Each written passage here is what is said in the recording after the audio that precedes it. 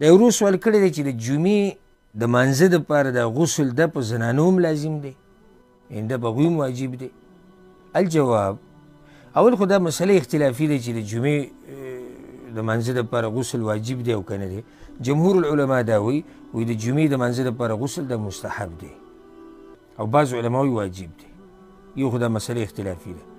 دویمه دا خبره یاده کوي دا غسل مشروع دی او کول پکار دی. د جمعې د مانځه دپاره غسل کول پکار دی د هر هغه چا دپاره چې څوک د جمعې د مانځله راځي. ځکه چې دا غسل د جمعې د دې ورځې دپاره نه دی، دا غسل د څه دپاره دی؟ دا غسل د مانځه دپاره دی.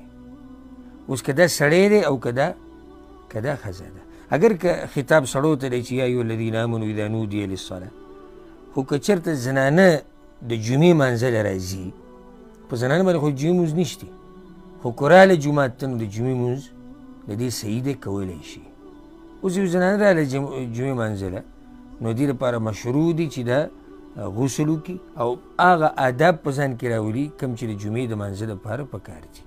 او په دې باندې یو ښکلی دلیل امام ابن حبان رحمه الله باب لګولی دی. ګوره ذکر الاستحباب للنساء ان یغتسلن للجمعه اذا اردن شهودها.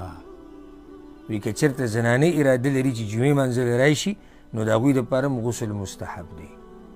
بیا په دغه باب لاندې حدیث راوړی د عبدالله بن عمر چې پیغمبر صلی الله علیه وسلم وایي من اتى الجمعه من الرجال والنساء فلیغتسل. څوک چې د جمعې مانځه ته راځي که سړی دی او که ښځه ده نو څه دې وکړي؟ غسل دې وکړي. من الرجال والنساء د زیادت کې اختلاف دی.